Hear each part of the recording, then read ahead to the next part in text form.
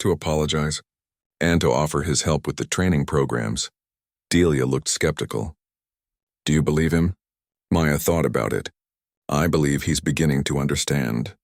Whether that understanding goes deep enough to create real change in him? That's still to be seen. Later that evening, Maya sat on her porch with a cup of tea, reflecting on the day's events. Her phone buzzed with a message from Chief Harrison. Great forum today. Reporter from the Post wants to do a feature on the committee's work. Okay to give her your contact info? Maya texted back her agreement. Public awareness was an important part of their strategy for maintaining momentum. As she sipped her tea, she thought about how differently things might have turned out. If she hadn't been a federal prosecutor, if the dashcam hadn't captured the incident, if the other victims hadn't come forward, if the media hadn't applied pressure, so many ifs that shouldn't matter in a truly just system. Her phone rang. It was Robert, one of the other complainants against Richards. Maya, I just wanted to thank you for today, he said. My 16-year-old son was in the audience. He's been stopped twice already, despite only having his license for 6 months. Hearing you speak, seeing this committee in action, it gave him hope. It gave me hope. That, Maya reflected after hanging up, was what made all the hard work worthwhile. The next morning, Maya arrived at her office to find an email from a police officer she didn't recognize. The subject line read, "Similar incident, need advice." The officer explained that she had witnessed her partner forcing a young Latino man to kneel during a traffic stop the previous week. She had reported it to her supervisor but was being pressured to retract her statement. She didn't know where to turn. Maya immediately forwarded the email to the committee and Chief Harrison, then called the officer to arrange a meeting. The work was far from over. 3 weeks later, Maya stood in the police academy auditorium, addressing a class of new recruits. The training program had been completely revamped with input from the oversight committee. The badge you're working toward is a symbol of public trust, she told them. That trust has been damaged, but together we can rebuild it. Not by ignoring our past mistakes, but by acknowledging them and doing the hard work of change. In the back of the room sat Dave Richards, waiting for his turn to speak, to share his story as a cautionary tale of what happens when that trust is betrayed. After her presentation, one of the recruits approached Maya. She was a young black woman with determined eyes that reminded Maya of herself at that age. Ms. Johnson, your story is the reason I decided to become an officer, she said. I want to be part of the change from the inside. Maya smiled, feeling a spark of genuine optimism. What's your name? Nicole Thompson, the young woman replied. Well, Officer Thompson, Maya said, the fact that you're here gives me hope. This work isn't easy, but it's necessary. I know, Nicole nodded seriously. I'm ready for it. As Maya left the academy that day, she reflected on how far they had come in 6 months, and how far they still had to go. The incident that had started as a personal humiliation had transformed into a catalyst for systemic change. One interaction had rippled outward, affecting policies, lives, and futures. That night, driving home through her neighborhood, Maya saw a police car in her rearview mirror. For a brief moment, the old anxiety flared. Then she watched as the car passed her, the officer giving a respectful nod as he continued on his patrol. Small steps, each one important, each one necessary. Maya turned onto her street, thinking about tomorrow's committee meeting and the new complaint they would address. The work continued, one day at a time, one policy at a time, one interaction at a time. The journey toward justice was long, but for the first time in years, Maya felt they were truly moving in the right direction. That's why I didn't even bother filing a complaint when it happened to me, added David, a high school principal. I knew it would go nowhere. But when I saw your story on the news, Ms. Johnson, I knew I had to speak up. Maya listened to their stories, noting the similarities. All had been humiliated. All had been made to feel like criminals in their own neighborhoods. And all had been failed by a system that was supposed to protect them. Things are different now, she told them. The department is implementing real changes and Richards will face consequences. Your voices matter in this process. Because you're a federal prosecutor, David said. We're just regular people. Maya shook her head. No, because together our stories create a pattern that can't be ignored. Each of you is essential to making this change happen. As they shared their experiences, a plan began to take shape. They would not only ensure that Richards faced justice, but would work to change the system that had protected him for so long. That evening, Maya sat on her porch, watching the sunset. Her phone buzzed with a text from Delia. "Heard Richards is being formally charged tomorrow. You did it." Maya smiled slightly but knew the truth was more complicated. This wasn't just her victory. It was a small step toward a justice system that truly served everyone equally. Her phone rang. It was Judge Washington. "I just got word from Chief Harrison," he said. "Richards has resigned rather than face termination. He's still facing criminal charges, though." "He's trying to protect his pension," Maya observed. "Likely so, but the important thing is he's off the force, and the Civilian Oversight Committee is moving forward. Have you thought more about joining?" Maya watched as the last rays of sunlight disappeared beyond the horizon. "Yes," she said finally. "I'm in." 6 months had passed since that night when Maya had been forced to kneel on the cold pavement. The leaves were changing color, painting the city in warm oranges and fiery reds. Maya stood at the podium in the community center, looking out at the diverse crowd that had gathered for the first public forum hosted by the new Civilian Police Oversight Committee. The journey to this moment had been challenging. After Richards resigned, the media attention had eventually faded, but Maya and her allies had continued the hard work of creating lasting change. The Civilian Committee, with Maya and Judge Washington among its 7 members, had spent months developing new policies, training procedures, and accountability measures. "Good evening, everyone," Maya began, her voice steady and clear. "Thank you for joining us tonight.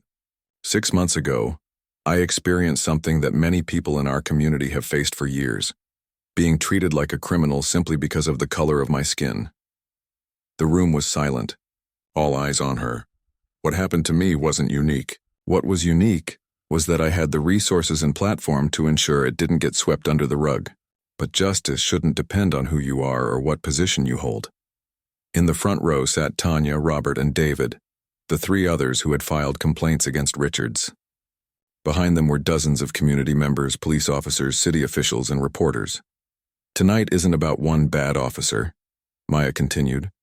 "It's about building a system where accountability isn't the exception, it's the rule. Where trust can be restored between law enforcement and the communities they serve."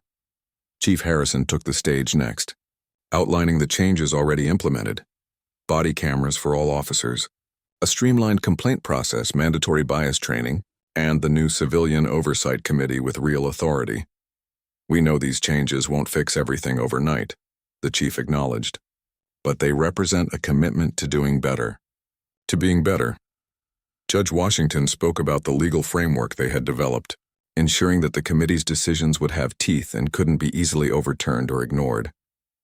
As the formal presentations concluded and the floor opened for questions, Maya noticed a familiar figure standing at the back of the room. Dave Richards, no longer in uniform, watched with an unreadable expression. Their eyes met briefly before he looked away. Maya hadn't expected to see him here. After resigning, he had accepted a plea deal on reduced charges of civil rights violations. The terms included probation, community service, and mandatory counseling. She had heard he was working as a security guard at a shopping mall. The question and answer session was passionate, but respectful. Community members expressed skepticism, hope, anger, and determination. Police officers voiced concerns about being unfairly targeted or second-guessed. The committee members listened to all perspectives, acknowledging that rebuilding trust would take time and consistent effort from everyone. As the forum wound down, Maya gathered her notes, exchanging a few words with Judge Washington before heading toward the exit.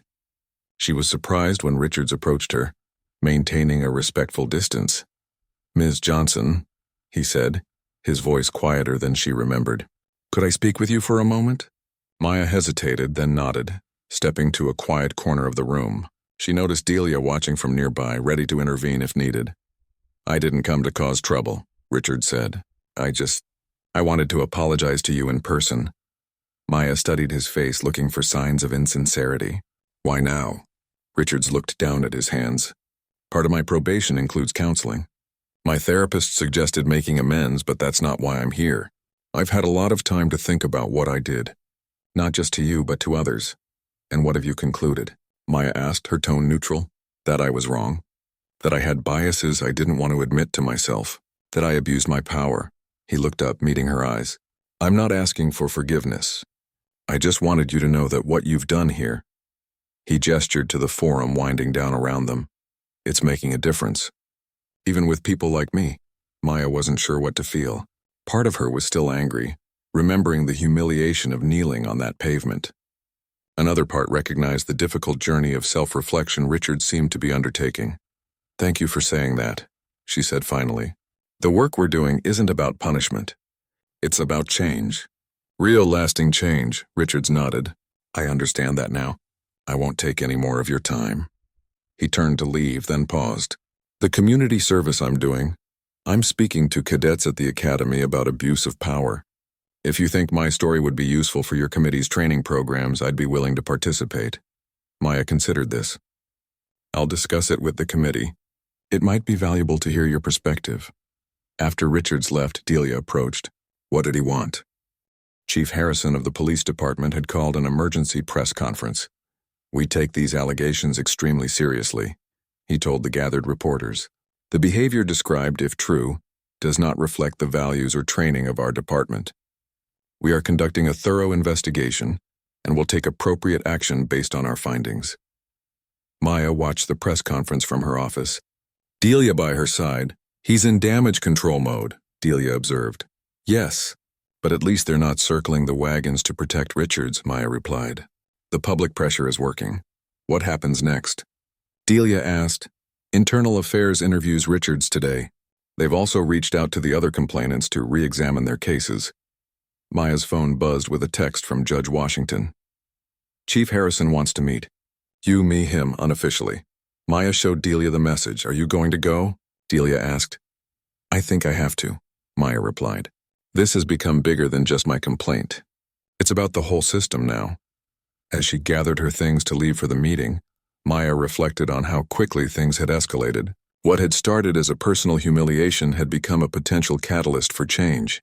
She hadn't asked for this spotlight, but now that it was shining, she intended to use it to illuminate the darker corners of a system that had allowed someone like Officer Richards to abuse his power for far too long. Maya arrived at Chief Harrison's office 15 minutes early for their unofficial meeting, but Judge Washington was already there. The two men stood as she entered, and Chief Harrison, a tall black man in his late 50s with a commanding presence, extended his hand. Ms. Johnson, thank you for coming. I wish we were meeting under better circumstances. Maya shook his hand firmly.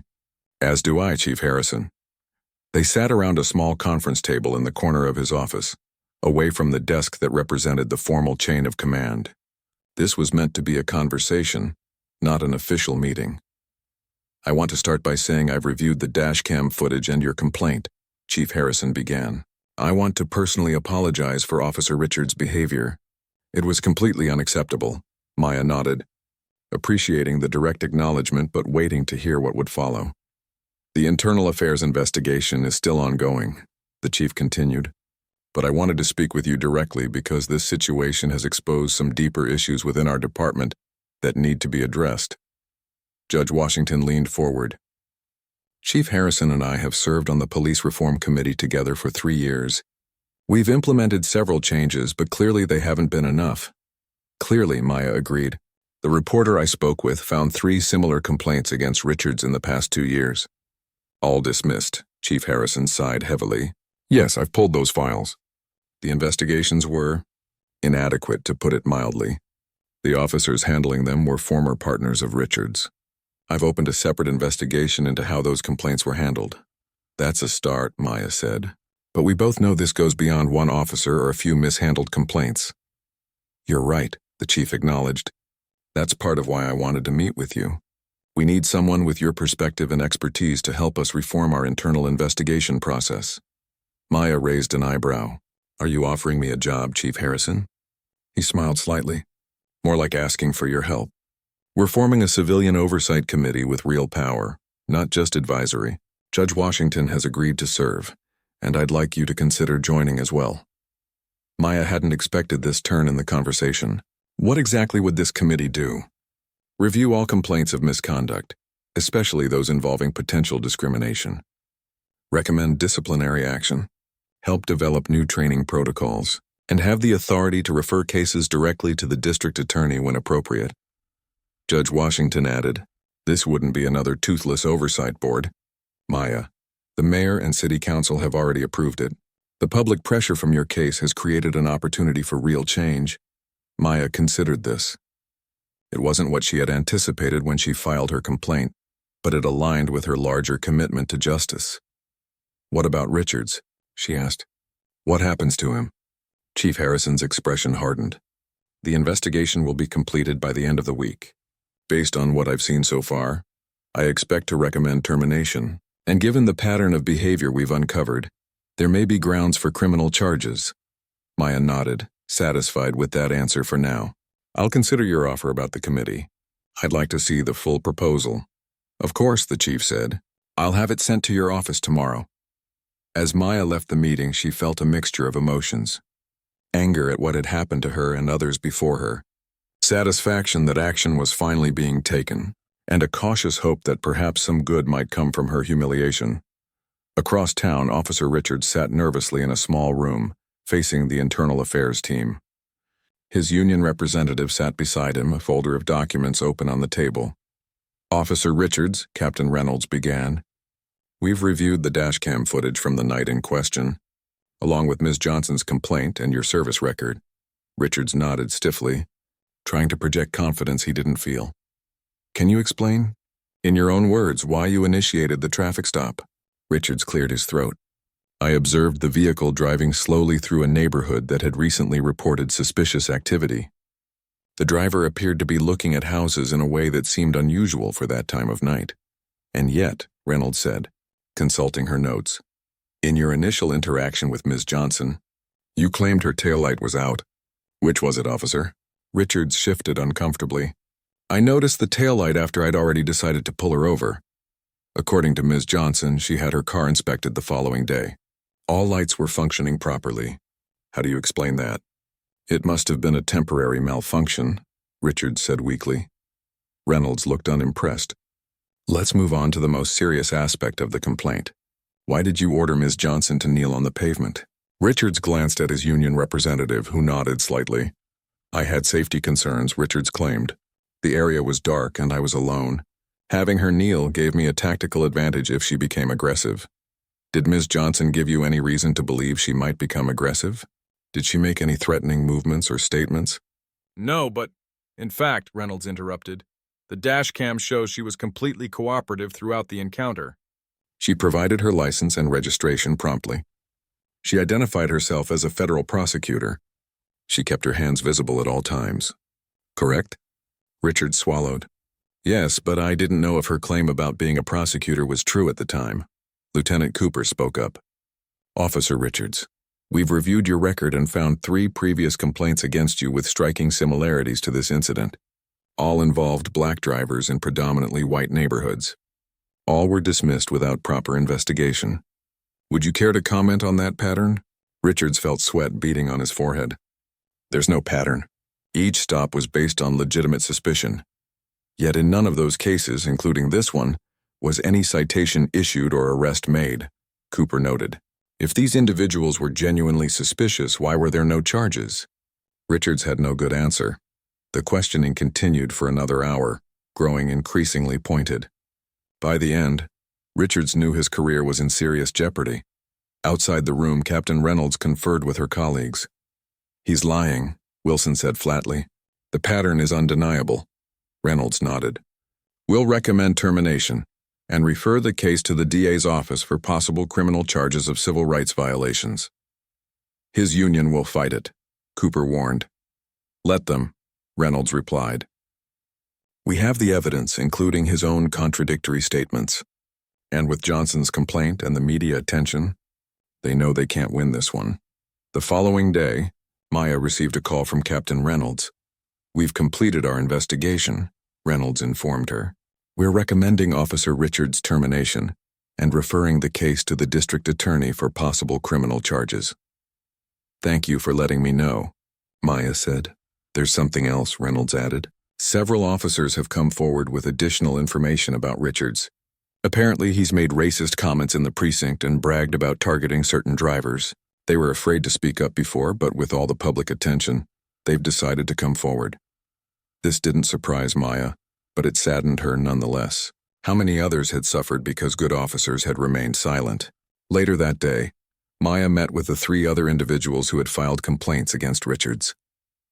They gathered in a conference room at her office, 2 men and a woman, all professionals, all with similar stories. "I never thought anything would come of my complaint," said Robert, a medical doctor.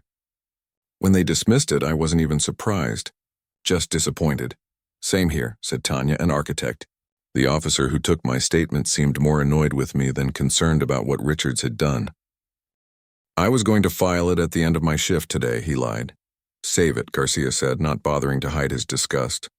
"Internal Affairs will be conducting a full investigation, and they'll want your statement. Until then, you're on desk duty. And Richard," he leaned forward, "if even half of what she's alleging is true, you've brought shame on this entire department." As Richards left the lieutenant's office, he felt eyes on him from around the squad room. Word traveled fast. By the end of the day, everyone would know he'd messed with the wrong person. Back at the federal building, Maya was preparing for a deposition when Delia knocked on her open door. "Hey," Delia said. "Just got a call from a friend at the PD. Your complaint is already making waves. Richards has been put on desk duty pending an investigation." Maya nodded, feeling a small measure of satisfaction. It wasn't justice yet, but it was a start. "Good," she said simply, returning to her work. The system was responding as it should, for once. 3 days after filing her complaint, Maya sat in a conference room at the police headquarters, facing 3 members of the Internal Affairs Division. The room was cold and sterile, with fluorescent lights that cast harsh shadows. Maya had chosen to come alone despite offers from both Judge Washington and Delia to accompany her. "Ms. Johnson, thank you for coming in today," said Captain Reynolds, a woman in her 50s with short gray hair and piercing eyes. "We'd like to go through your statement and ask some follow-up questions." Maya nodded, maintaining her professional composure. Of course, beside Reynolds sat 2 men, Sergeant Wilson, who had a notebook open in front of him, and Lieutenant Cooper, whose expression gave nothing away. "We've reviewed your written complaint," Reynolds continued. "We've also pulled the dashcam footage from Officer Richards' vehicle." Maya's eyebrows rose slightly. She hadn't been certain there would be footage. "And? The video corroborates much of your account," Reynolds said.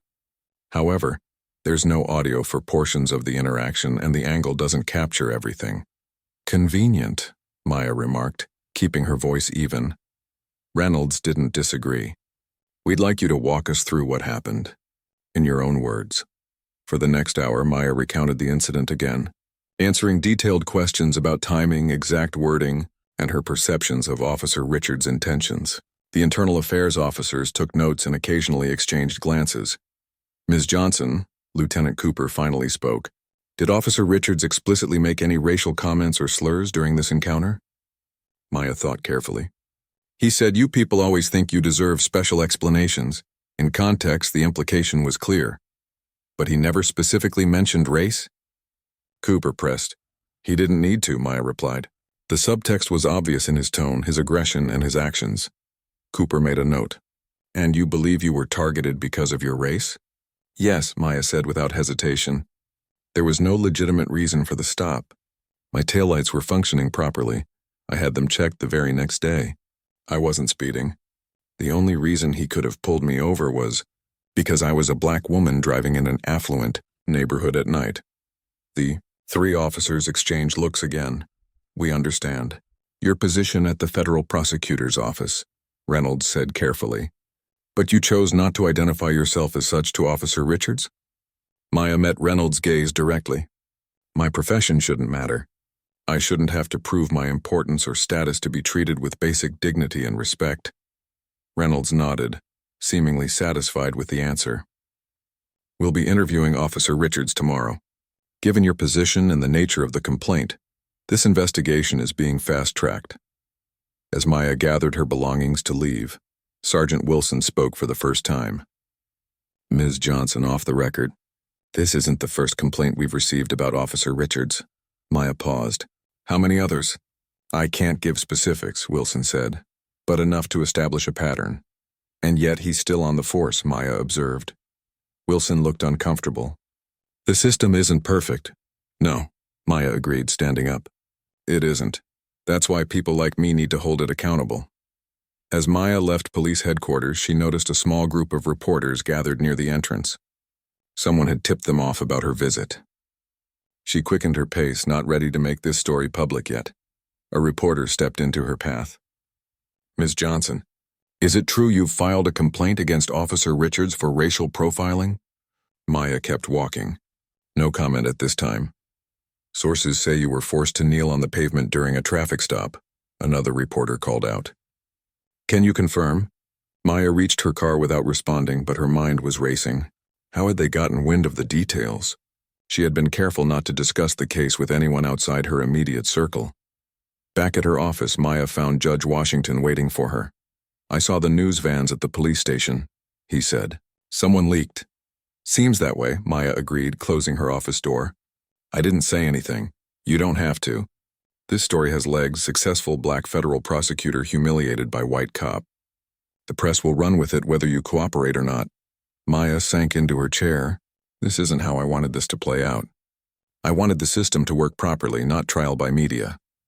The judge nodded understandingly. I know, but perhaps the publicity will ensure the department takes appropriate action, rather than sweeping it under the rug. Or it could backfire, Maya countered. Richards could claim he's being targeted because of my position, that I'm abusing my influence. Which is why you need to control the narrative, the judge advised. Consider making a brief statement. Nothing detailed, just acknowledging that an incident occurred and that you have faith in the investigation. Maya considered this. I'll think about it. After the judge left, Maya's phone rang. It was a local reporter she'd worked with on past cases, someone she generally trusted. Maya, I'm hearing rumors about a racial profiling incident involving you and a police officer named Richards. Want to give me your side before I go with what I have? Maya hesitated, then made a decision. Lisa, I can confirm I've filed a complaint that's currently under investigation. Out of respect for the process, I won't be commenting further until the investigation is complete. Fair enough, the reporter replied. But you should know we've found 3 other people who filed similar complaints against Richards in the past 2 years. All black, all pulled over in predominantly white neighborhoods, all with the same pattern of aggressive behavior. This caught Maya's attention. 3 others? Yes, and none of their complaints went anywhere. They were dismissed for insufficient evidence despite dashcam footage in at least one case. After hanging up, Maya sat in silence, processing this information. If what Lisa said was true, Richards had a clear pattern of racist behavior that the department had failed to address. Across town, Officer Richards sat in a bar, nursing his 3rd beer. He'd been placed on paid administrative leave pending the investigation, a fact that had made him the subject of whispers and sideways glances from his fellow officers. Rough day? Asked the bartender. Richards grunted in response. He wasn't in the mood for small talk. His phone buzzed with a text from his union representative. News at 6 is running a story about the Johnson complaint. Call me ASAP, Richards cursed under his breath. The story was going public. He paid his tab and hurried home, turning on the TV just in time to catch the news. Breaking tonight. Federal prosecutor Maya Johnson has filed a complaint against police officer Dave Richards, alleging racial profiling and misconduct during a routine traffic stop, the anchor announced. Sources say Officer Richards forced Johnson to kneel on the pavement during the encounter. The police department has confirmed an investigation is underway, and Officer Richards has been placed on administrative leave. The report continued. This isn't the first time Officer Richards has faced such allegations. Channel 8. News has uncovered at least 3 similar complaints filed against him in the past 2 years, all by black drivers pulled over in predominantly white neighborhoods. Richards felt the blood drain from his face as photos of the other complainants appeared on screen. He remembered each of those stops, though he'd never connected them in his mind. His phone rang, his union rep again. Did you see the news? The representative asked without preamble. I'm watching it now, Richards replied, his mouth dry. This is bad, Dave. Really bad. They're building a pattern of behavior. With your record and Johnson's position, this isn't going away. What should I do? Stick to the script. You had reasonable suspicion for the stop. You followed department protocols. You didn't know who she was. But the kneeling, Richard said quietly.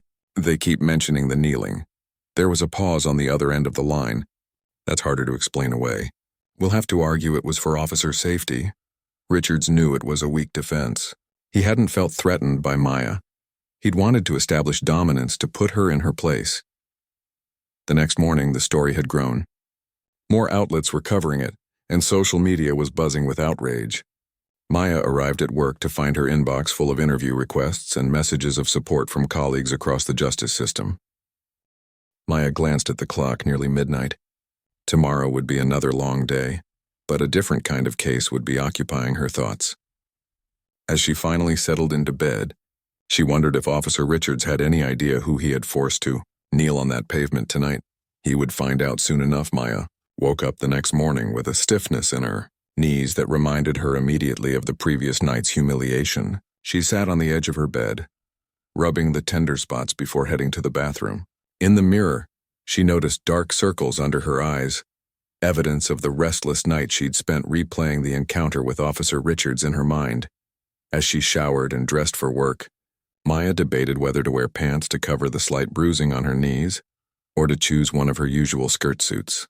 She opted for a navy pantsuit, not wanting to explain the marks to curious colleagues.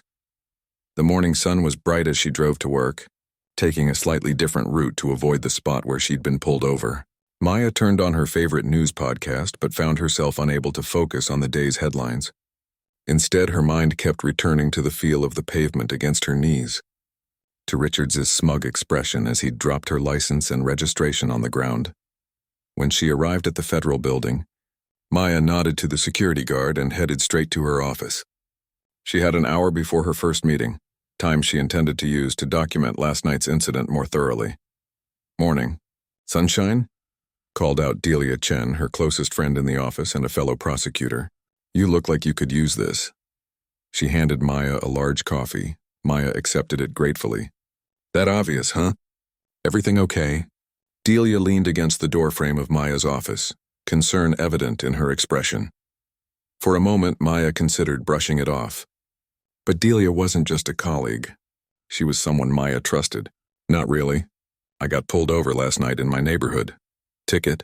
Worse." Maya closed her office door and told Delia everything that had happened. As she spoke, she could see her friend's expression shift from concern to outrage. "Tell me you're filing a complaint," Delia said when Maya finished. "I am. I documented everything last night, but I wanted to review it this morning before submitting it." "Good." Delia took a seat across from Maya's desk. "But we both know how these complaints usually go nowhere." Maya nodded, all too aware of the reality. "I'm not just filing a complaint. I'm going to speak with Judge Washington about it. This officer needs more than a slap on the wrist." "You could handle this case yourself, you know," Delia suggested. "No one would blame you." Maya shook her head. "I can't be both the victim and the prosecutor. Besides, I want this handled properly, by the book. No one can claim I abused my position or bent any rules." Their conversation was interrupted by Maya's phone ringing. It was her assistant reminding her about the 9:30 meeting with the team working on the Thompson case. Maya thanked Delia for the coffee and turned to gather her files. The morning passed in a blur of meetings and case discussions. It wasn't until lunchtime that Maya finally had a chance to visit Judge Anthony Washington's chambers. She'd known the judge since law school, where he had been a guest lecturer who'd taken an interest in her career. Over the years, he'd become a trusted mentor. Judge Washington was in his 60s with salt and pepper hair and the kind of gravitas that commanded respect in any courtroom. He looked up from his desk as Maya entered. "Maya, what brings you by? I thought you'd be buried in the Thompson case files." "I need some advice, Your Honor," she said, closing the door behind her. The judge gestured to a chair. "Drop the Your Honor when we're alone." "What's going on?" Maya told him about the incident, keeping her voice steady even as she described kneeling on the pavement. The judge's expression darkened as she spoke, his hands forming tight fists on his desk. "He made you kneel?" he asked when she finished, his voice tight with controlled anger. "He did." "And you're sure about his name? Badge number?" Maya nodded. "I documented everything last night." Judge Washington stood up and walked to his window, looking out at the city below. "I've known you for what, 10 years now? I've seen you face down some of the most intimidating defense attorneys in the state without blinking. You've prosecuted mob bosses who threatened your life, and yet this officer thought he could treat you like that. It wasn't about who I am, Maya said quietly. It was about what he saw when he looked at me. The judge turned back to face her. That's precisely why this can't go unchallenged. Not just for you, but for everyone who doesn't have your resources or platform. I know. I'm filing a formal complaint this afternoon. Good. The judge returned to his desk, but we both know how these complaints can disappear into the system. I think we should also schedule a meeting with Chief Harrison. He and I serve on the Police Reform Committee together. Maya hesitated. I don't want special treatment because of my position. It's not special treatment to ensure justice is served, the judge countered. If anything, your position comes with an obligation to address these issues when you encounter them firsthand. Maya knew he was right. Okay, but I want to go through proper channels first. Give the system a chance to work as it should. The judge nodded, respecting her decision. Let me know how it goes. And Maya? He paused, his expression softening. I'm sorry this happened to you. Maya thanked him and headed back to her office, stopping to pick up a sandwich on the way. As she ate at her desk, she finalized the formal complaint, attaching her detailed account of the incident. She sent it to the police department's Internal Affairs Division and the Civilian Review Board, keeping copies for her records. Meanwhile, across town, Officer Dave Richards was starting his shift at the police station. He grabbed a coffee from the break room and settled at his desk to review the day's assignments. Among the papers waiting for him was a case file for an upcoming trial, where he was scheduled to testify about an arrest he'd made 3 months ago. Richards flipped through the file, scanning the details to refresh his memory. His eyes landed on the prosecutor's name and he froze. Maya Johnson, federal prosecutor, the same name that had been on the driver's license he'd examined last night. The same woman he'd forced to kneel on the pavement. He quickly opened his department's database and searched for her name. There she was, a photo confirming what he already knew. He'd pulled over and humiliated one of the district's top federal prosecutors. Richards felt a cold sweat break out on his forehead. This could be bad. Very bad. His partner, Officer Tran, walked by and noticed his expression. You look like you've seen a ghost. Richards closed the file quickly. Just reviewing a case. Nothing important, but it was important. If this woman filed a complaint, and someone in her position surely would, his record would come under scrutiny. And his record wasn't exactly spotless when it came to traffic stops and complaints about his conduct. Richards considered his options. He could reach out to her, try to apologize, maybe explain that he was having a bad day. But that would mean admitting he'd recognized her, which would make the racial element of the stop even more apparent.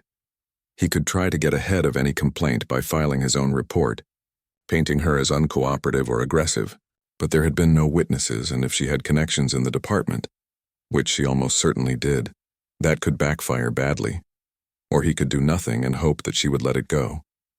After all, she had a big career. Why would she waste time on a traffic stop that didn't even result in a ticket? Richard's phone buzzed with a text from his supervisor. My office now. His stomach dropped. Had she already filed a complaint? That was fast, even for a federal prosecutor. As Richards made his way to Lieutenant Garcia's office, he rehearsed his defense in his head. The taillight excuse, the matching description excuse. Anything but the truth. That he'd seen a black woman driving an expensive car in an upscale neighborhood and decided she didn't belong there. Lieutenant Garcia looked up as Richards entered. Close the door. Richards did as instructed, trying to read his supervisor's expression. You're being reassigned to desk duty effective immediately. Sir? May I ask why? Garcia slid a folder across the desk. We received this complaint an hour ago. Normally these take days to process, but this one came directly from the federal prosecutor's office. Richards picked up the folder with unsteady hands and read the first page of Maya Johnson's complaint. It was detailed, precise, and damning. Is there anything you'd like to add to your report from last night? Garcia asked. Richards swallowed hard. He hadn't filed a report because the stop hadn't resulted in a citation or arrest. Now that omission looked suspicious. The evening sky had darkened to a deep purple as Maya Johnson gathered her files from her desk. The office had emptied hours ago, But as the lead prosecutor on the Thompson case, she couldn't afford to leave any stone unturned. At 34, Maya had become the youngest federal prosecutor in the district's history, earning respect for her sharp mind and unwavering dedication to justice. "You're burning the midnight oil again," said the cleaning lady with a warm smile as she emptied the trash bin. Maya looked up and returned the smile. "This case won't solve itself, Mrs. Rivera, but I'm heading out now. I promise." She slipped her laptop and the case files into her leather briefcase, a gift from her parents when she passed the bar exam, and headed toward the elevator. The parking garage was nearly empty, her sensible blue sedan one of only a few cars remaining. The drive home started like any other night. Maya rolled down her window slightly, letting the cool spring air flow through the car as she listened to a true crime podcast. After a grueling 14-hour workday, all she wanted was a hot shower in her comfortable bed. 20 minutes into her drive, Maya turned into her neighborhood, a quiet suburban area where she had purchased a modest home 3 years ago. The streets were empty and peaceful, lined with maple trees and well-kept lawns. She was less than 5 minutes from home when she noticed flashing blue and red lights in her rearview mirror. Maya checked her speedometer. She had been driving exactly at the speed limit. Perhaps a taillight was out? She signaled and pulled over to the side of the road, reaching for her wallet to retrieve her license. The police officer took his time approaching her vehicle, flashlight beam dancing across her car's interior. Maya kept both hands visible on the steering wheel, just as her father had taught her years ago. "License and registration," the officer demanded, without offering a greeting or explaining why he had pulled her over. "Good evening, officer," Maya said calmly, maintaining eye contact. "May I ask what seems to be the problem?" The officer, a stocky white man whose nameplate read Richards, shone his flashlight directly into her eyes. "License and registration now." Maya nodded, keeping her movement slow and deliberate. "I'm going to reach for my purse to get my license and then the glove compartment for the registration." Officer Richards watched with narrowed eyes as she handed over the documents. He studied her license, glancing between the photo and her face several times. "Where are you coming from at this hour?" "I'm coming from my office downtown. I'm a federal prosecutor and I was working late on a case." She kept her tone professional but friendly. The officer's expression changed slightly, a flash of something unreadable crossing his face. "Step out of the vehicle." Maya blinked in surprise. "Officer, may I ask why? I don't believe I've violated any traffic laws." "Step out of the vehicle now," he repeated, his hand moving to rest on his holster. Maya felt her heart rate accelerate, but she maintained her composure. This wasn't the first time she'd experienced this kind of treatment. Despite her position, she carefully opened the door and stepped out onto the pavement. "Turn around and place your hands on the roof of the car." "Officer Richards, I'd like to understand what's happening. If I've done something—" "You people always think you deserve special explanations," he cut her off, his voice taking on an edge that made Maya's skin prickle with alarm. "You people." The words hung in the air between them. Maya placed her hands on the roof of her car as instructed. The metal felt cool against her palms. She was acutely aware of how vulnerable she was, a black woman alone on a deserted street with an aggressive police officer. Officer Richards roughly patted her down, then stepped back. "Your taillight is out." Maya knew for a fact that both her taillights were functioning perfectly. She'd had a full car inspection just last week. But she nodded. "I wasn't aware of that. Thank you for letting me know. I'll get it fixed tomorrow." "You think this is a friendly conversation?" Richards took a step closer. "You fit the description of someone we're looking for in this area." Maya kept her expression neutral, though internally she recognized the familiar excuse. "Officer, I live 3 blocks from here. I'm just trying to get home after a long day at work." "Kneel down," he ordered suddenly. "Excuse me?" "You heard me. On your knees now." Maya stared at him in disbelief. "Officer Richards, I don't understand why." "On your knees." His voice rose sharply and his hand moved back to his gun. The street was empty. No witnesses. No one to intervene if things escalated. Maya made a split-second decision based on years of understanding the reality of these situations. Slowly, maintaining eye contact with the officer, she lowered herself to her knees on the rough pavement. The indignity of the position burned through her, but she kept her face carefully composed. "As a federal prosecutor, She had put away dangerous criminals and faced down hardened defense attorneys. Yet here she was, kneeling on the street like a criminal. "That's better," Richard said, circling around her. "Now maybe you'll show some respect." "I've been respectful throughout this encounter," Maya replied evenly. She felt gravel digging into her knees through her suit pants. "May I ask how long you need me to stay in this position?" Richards ignored her question, walking back to his patrol car with her license and registration. Maya remained kneeling, exposed and humiliated on the public street. As minutes ticked by, she thought about identifying herself more clearly as a federal prosecutor, but decided against it. This wasn't about who she was, this was about what she looked like. Through the years, Maya had learned when to fight and when to endure. This moment required endurance. She thought of her mother's words. "Your dignity isn't determined by how others treat you, but by how you carry yourself through it." After what seemed like an eternity but was probably closer to 10 minutes, Officer Richards returned. He stood over her, creating a deliberate power dynamic that wasn't lost on Maya. "Your record's clean," he said, sounding almost disappointed. "But I'm going to let you off with a warning this time. Get that taillight fixed." Maya nodded. "May I stand now?" Richards paused as if considering making her ask again, then jerked his head in assent. Maya rose to her feet slowly, brushing the dirt from her knees as discreetly as possible. "Your license and registration," he said, holding them out. When she reached for them, he dropped them on the ground between them. The message was clear. Maya bent down, collected her documents, and straightened up with as much dignity as she could muster. "Have a good night," she said, her voice steady despite the rage and humiliation coursing through her. Richard smirked. "Drive safe now. Wouldn't want to have to stop you again." Maya returned to her car, sliding into the driver's seat with practiced calm. She waited for the patrol car to pull away before allowing herself a deep, shuddering breath. Her hands trembled slightly as she placed them back on the steering wheel. The rest of the drive home passed in a blur. Maya parked in her driveway, turned off the engine, and sat in silence for several long minutes. The Thompson case files in her briefcase seemed distant now, overshadowed by what had just happened. Inside her home, Maya went through the motions of her evening routine. She hung up her suit jacket, noting the dirt stains on the knees of her pants. She would have to get them professionally cleaned. She took a shower, letting the hot water wash away the physical remnants of the encounter, though the emotional weight remained. Wrapped in her robe, she sat at her kitchen table with a cup of tea and considered her options. She could file a formal complaint. She could let it go. She could use her position to ensure Officer Richards faced consequences. Her phone rang, breaking her reverie. It was Anthony Washington, her mentor and the judge who had first recognized her potential, back when she was a law student. "Maya, I know it's late, but I wanted to check if you're still planning to present at the law school tomorrow." For a moment, Maya considered telling him about the incident, but something held her back.